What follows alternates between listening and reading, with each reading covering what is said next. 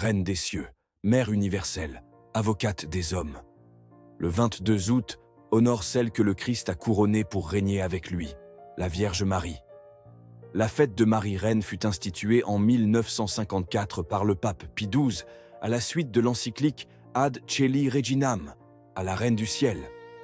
Elle affirme que Marie, élevée corps et âme au ciel, est couronnée par son Fils, comme Reine du ciel et de la terre, des anges et des hommes, non comme une souveraine dominatrice, mais comme une mère qui intercède et protège.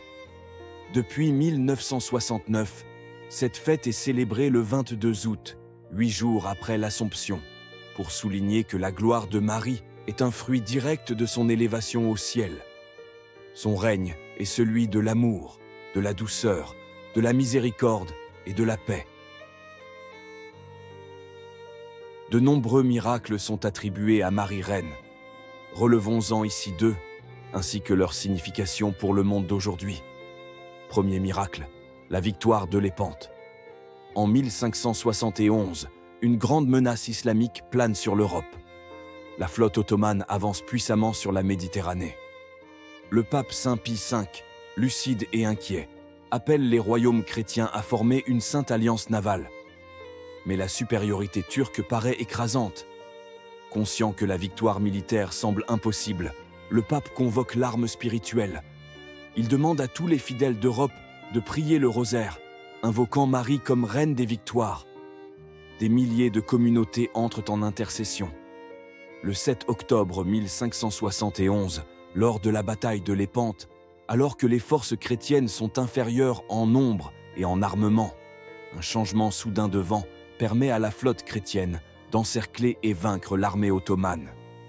Cette victoire inattendue, obtenue contre toute logique militaire, fut immédiatement attribuée à l'intercession royale de Marie.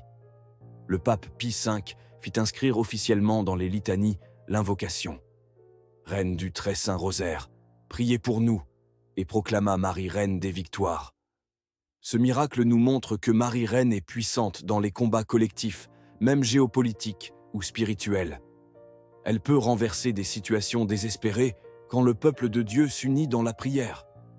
Aujourd'hui, face aux guerres, aux divisions dans l'Église, aux attaques contre la foi et la famille, Marie reste reine du rosaire et de la paix, si nous l'invoquons avec foi. Deuxième miracle, guérison à Fatima, 1950. Dans les années 1950, au Portugal, une femme gravement malade d'une tumeur abdominale avait été déclarée incurable. Les médecins lui donnaient à peine quelques semaines à vivre. Elle souffrait énormément, alitée et affaiblie, mais gardait une foi vive en la Vierge de Fatima, apparue en 1917 comme reine du Très Saint Rosaire.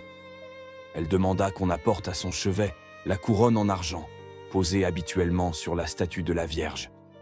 Ce geste symbolisait sa volonté de reconnaître Marie comme reine de sa vie et de sa souffrance. En larmes, elle dit « Marie, reine du ciel et de ma vie, je t'offre ma souffrance. Guéris-moi si cela peut glorifier ton Fils. Je veux le servir. » Dans la nuit qui suivit, elle entra dans un sommeil profond. À l'aube, elle se leva totalement guérie, sans douleur. Les examens médicaux confirmèrent, la tumeur avait disparu. Ce miracle fut reconnu par les autorités ecclésiastiques de Fatima comme un signe puissant du règne miséricordieux de Marie. Ce miracle nous rappelle que Marie-Reine n'est pas lointaine, mais proche des malades, des pauvres, des affligés. Elle règne par l'amour, la consolation et l'intercession puissante. Dans les souffrances physiques ou morales, dans nos familles de malades ou divisées, elle est une reine qui guérit et relève ceux qui l'invoquent avec confiance. Marie est reine non par pouvoir terrestre, mais parce qu'elle règne dans le cœur de Dieu, au service de notre salut. Ses interventions sont réelles. Elle gagne des batailles, guérit les malades, renverse le mal, protège les innocents. Elle nous appelle à la prière persévérante, au rosaire, à la consécration totale de nos vies à Jésus par son cœur immaculé. Demandons aujourd'hui à Marie-Reine la grâce de la paix dans nos familles, nos nations et nos cœurs. Qu'elle règne dans nos vies. Marie, reine du ciel et de la terre.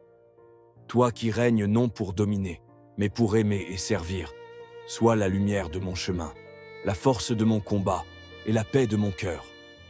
Reine des familles, protège nos foyers des divisions, règne dans les cœurs blessés et fais tomber les murs de haine et d'injustice. Reine de la paix, pose ton manteau sur les nations en guerre, sur les cœurs troublés et sur ceux qui souffrent en silence. Marie, notre mère et notre reine, nous te couronnons aujourd'hui de notre foi, de notre espérance et de notre amour. Règne sur nos vies, règne dans l'Église, et conduis-nous au Christ roi, ton Fils. Amen.